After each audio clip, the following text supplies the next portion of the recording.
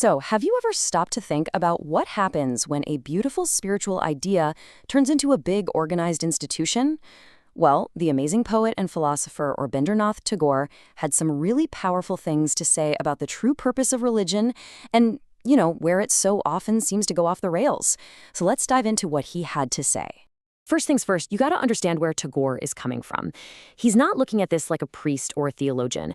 His whole perspective, as he says right here, comes from being a poet, from this deep, genuine love for the world and for humanity. And that love gives him this really unique window into the spiritual heart of things. And for him, this search for meaning wasn't some niche hobby. No, he saw it as something fundamental to being human. I mean, he points out that basically forever, we've had this deep-down curiosity, this hunger for something more than just getting by. We're all searching for some kind of eternal truth. So, okay, how did this universal search for meaning lead to what we now call organized religion? Well, Tagore's take on it was that they all started with the absolute best of intentions. They were sincere attempts by really enlightened people to help the rest of us out. You see, in its purest original form, Tagore saw religion as a simple guide. These visionary figures, or Mahatmas, which basically means great souls, they discover these profound truths. And then they lay out a path, a set of principles to help other people find that same inner peace and live a more meaningful life. That was it. That was the whole point. Okay, but here's where the story takes a turn. This is where Tagore's big critique really starts. He saw this tragic pattern, the slow, sad decay of that beautiful spiritual ideal, a journey that takes you from pure faith all the way to rigid fanaticism. What Tagore noticed was that as these paths become big institutions, something crucial gets lost.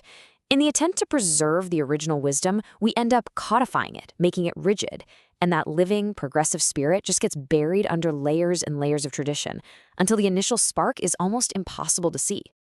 And Tagore actually breaks this down into 4 clear steps.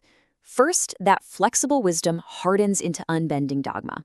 Then, the guiding principles become just empty rituals that people do without really knowing why. This, of course, leads to division as different groups fight over these hollow symbols.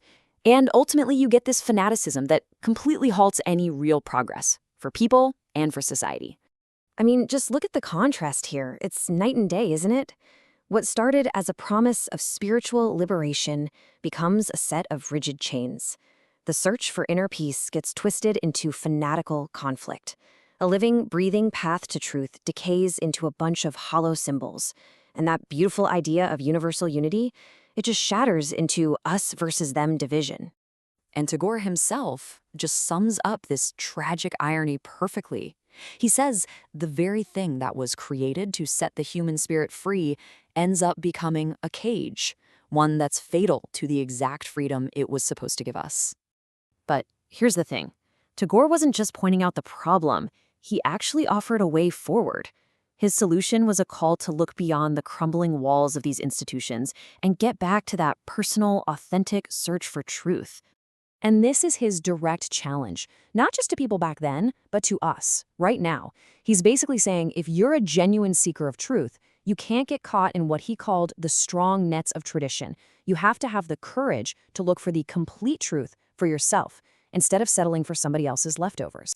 So what is this complete truth he's talking about?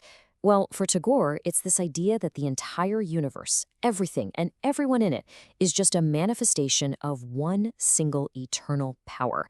And the real spiritual goal isn't to follow a bunch of rules, but to learn to see and feel that power in everything. So to say, my religion is the only right one, is to completely miss the point.